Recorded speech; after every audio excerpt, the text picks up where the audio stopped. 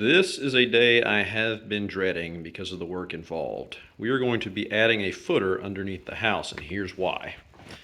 Take a look at this level sitting on the floor. Look at that bubble. That signifies that from left to right on a 4-foot level, the floor is about an inch out of level. So across the entire floor, that's a couple inches. So if you're looking back from there to there, that's pretty significantly out of level. Things that you can see as well, look above this door, that crack shows that this point of the floor has settled relative to the outside wall. Over here in the kitchen, you can see that it points the other direction. Cracking on the inside signifies that it slopes that direction down toward this point again. Let's go into the bedroom. So you can see up here in the hallway, there's a crack above that door, pointing to a settlement over here. And at this point, the header of this door is sloping from here down that way. So all signs point to this being the low point of the floor, and that's backed up by the structural engineer I had come out. He got under the house and looked and said there's a beam that runs right from that outside wall through here, just about under that wall there. And there's an outside wall, there's a footer about over here. And so we're gonna have to add one underneath and push that point of the floor back up. The main beam has sagged and needs to be re-supported. So I've been dreading this because there's a lot of work involved. Let's get to it. So you may remember this crawl space from a prior video where I got down and fixed some frozen pipes in the wintertime. Here is my access hole right there.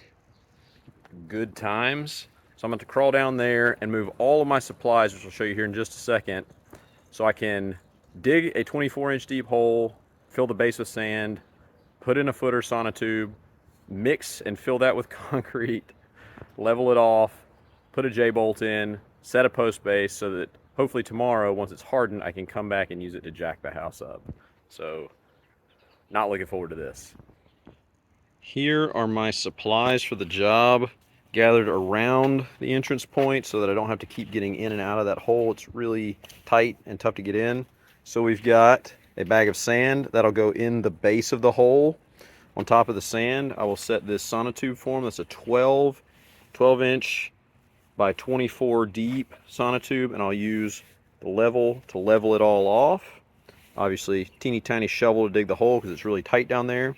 Got my concrete mixing tub, my post base, and my wet set J-bolt. 4 60-pound bags of concrete and shingles. Now, shingles may seem like an odd one, but as I push the house up, the beam will lift off of the footers that exist. So I'm going to use these as shims because they don't compress and they don't break down, they don't rot. So as I put them on there, I'll be able to support the house using those as shims. So here's the gear.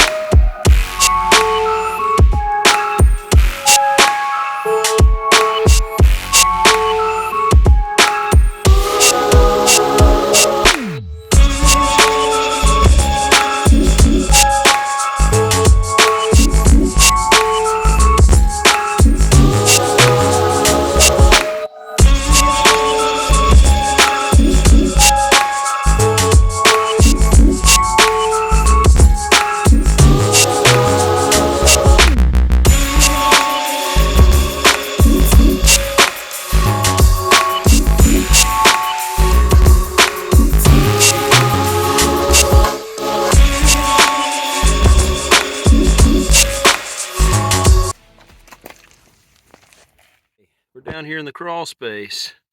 Those are the footers in question. One, and then one over there, and in between those is where we've got the severe sag. That one is probably settled quite a bit, and that's the beam in question. So let's move over that way real quick. Okay, crawling.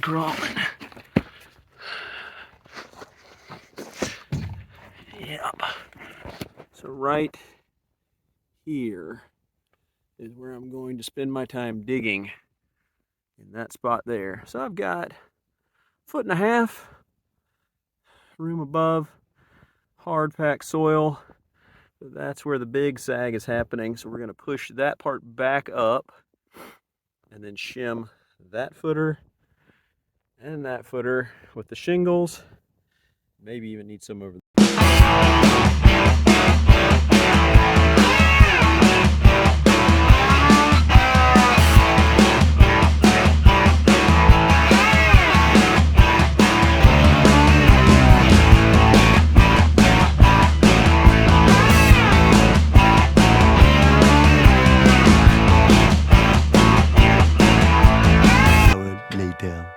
After a substantial amount of digging, here is the hole. It's roughly 20 inches deep. I couldn't quite get it all the way down. The clay at the bottom is extremely hard. I've been chipping away at it for about 20 minutes now, and it hasn't really moved. So I'm going to put a layer of sand down there and compact it, and then I'll drop the sonotube in and start mixing concrete.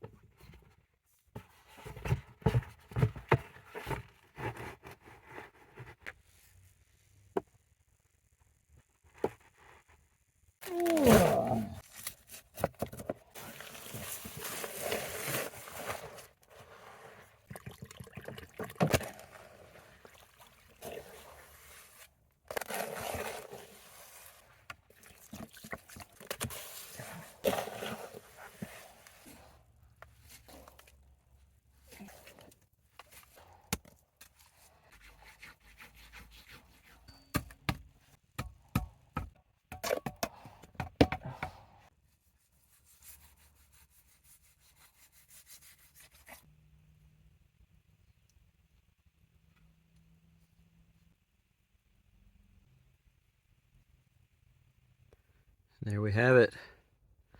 The footer is buried, set on a base of sand, backfilled around, 4 bags of 60-pound concrete mixed, poured into the form, J-bolt set so I can bolt down the post base. It is directly under the beam. So now we let it set. And we'll come back in a few days and put a bottle jack on and push the beam up and then set the post.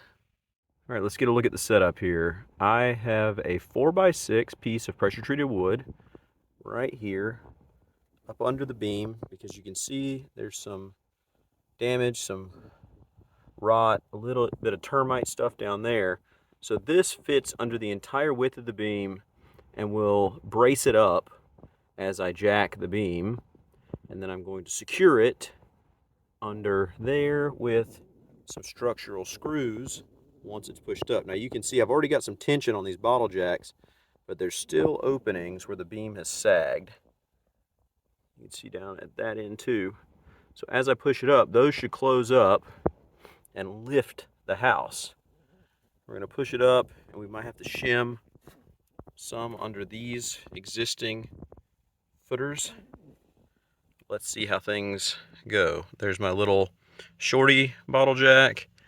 There's one over there that's going to help keep the pressure treated support flush with the beam as it goes up.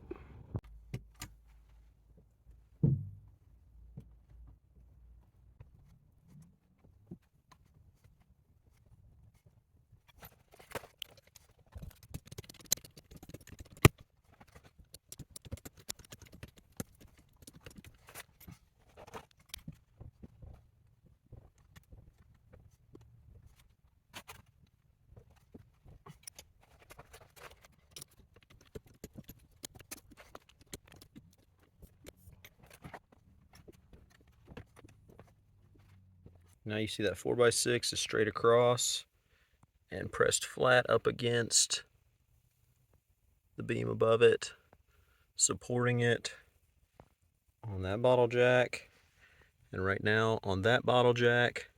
So this will get a post right there once we determine that the floor is level. So let's go up top and see. Okay, we're back up top side. See the level on the floor. Haven't moved it. Still a little bit out of level, maybe half an inch, maybe a quarter inch.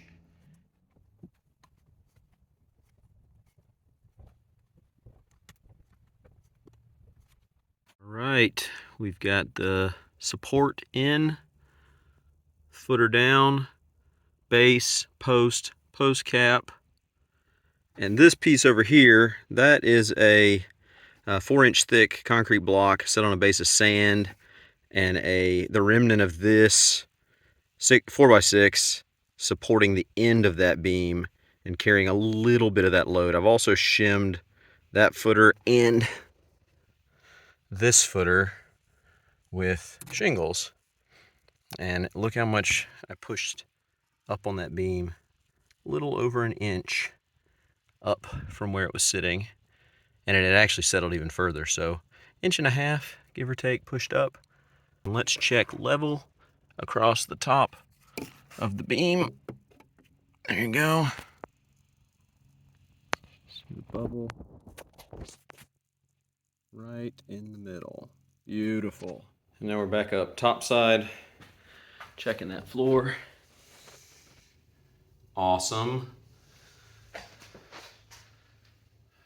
Crack is compressed, no gap anymore. Door frame. Come on. There you go. This door frame. Awesome. I'll be making videos of this entire renovation process, so click subscribe to be notified when new videos drop. Thanks for tuning in.